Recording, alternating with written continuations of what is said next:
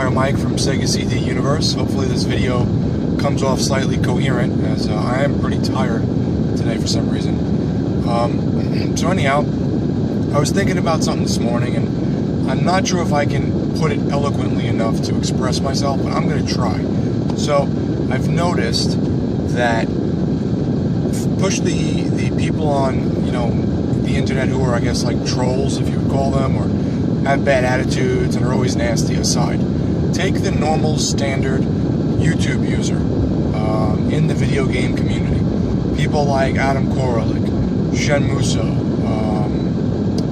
Sega of My House, Sandom Todd, just a random pick of a person. Now, Adam Koralik might be a bad choice, only because he is reaching, I think, a pretty substantial level at this point in terms of subscribers, where the other people I'm naming are probably like more in my range, like the 1,000, 2,000, 3,000, where Adam's kind of become a bit famous. But okay, we'll throw him in that mix anyhow. So the people I named are all people I would consider friends. Now, these are people that I have not met in real life. I've only actually met Atticus MJ. I've met him in real life. I recently ran into Gore, the movie god, but we hadn't really spoken too much before that, just a little bit through comments. I think I left him a couple comments in the past. Anyhow, what I'm getting at is these are people that, have their own ideas.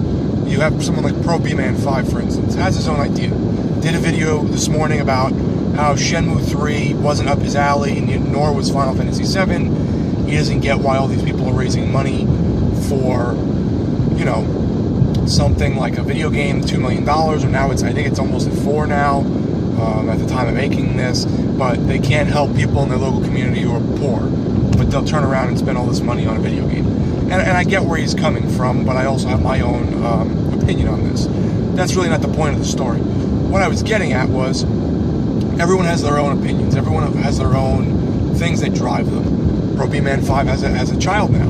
He's married, I, on the other hand, don't have a child. I am getting divorced, for those who don't know. So, the question is, or at least what came to my mind was, you have all these people with different personalities, but it seems like, for the most part, even if maybe they're a little opinionated, I'm not saying Pro B-Man5, I'm not saying Brad, maybe they're a little opinionated, maybe they have a little bit of a chip on their shoulder, or an edge to them. I've always found that most YouTube people that I've interacted with, on a personal level, are pretty damn friendly.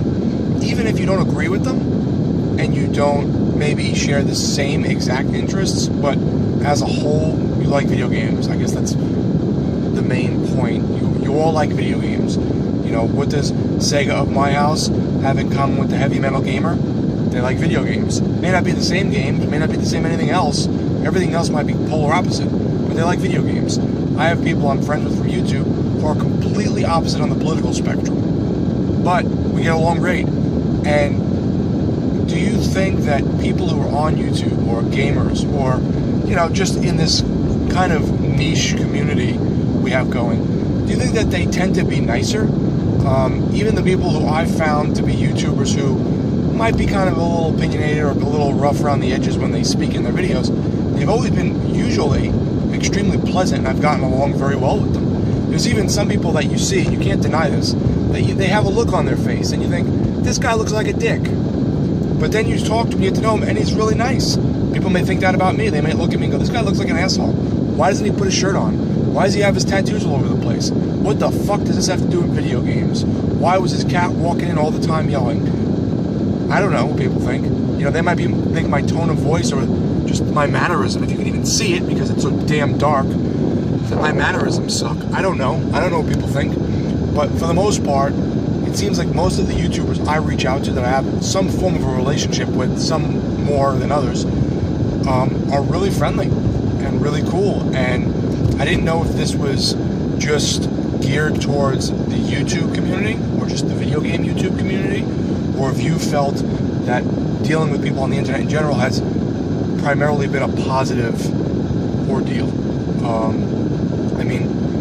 It's pretty interesting to see what these people are showing you. They're only showing you parts of them. They're not showing you the full extent of their life. If I hadn't just mentioned I was getting divorced, nobody would know. except my close friends or people I've told. You're only seeing parts of these people, just like Steve Benway had said. You're only seeing, and Steve Benway, he's, I would say, rather famous on YouTube. He's got a following, you know, really nice guy. Could he be arrogant about his YouTube fame? Sure, if he wanted to. Most people could, I guess. But they're Adam Koralik, really nice guy, very down to earth. We've talked on, a few occasions, and he's thrown me in some of his videos. I mentioned him in mine. I mean, so it's just really cool, and I wanted to know what your experiences were, because overall, I would say 98 or 99% of the time, it's positive, which is interesting.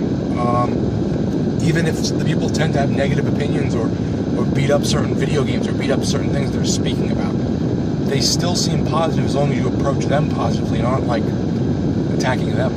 So, guys, tell me what you think. Do you think that, on the whole, your experience with the YouTube community or, the video game YouTube community is positive? And let me know some of your experiences with people. Thanks, guys, for watching. It's Vampire Mike from Sega CD Universe. Be good.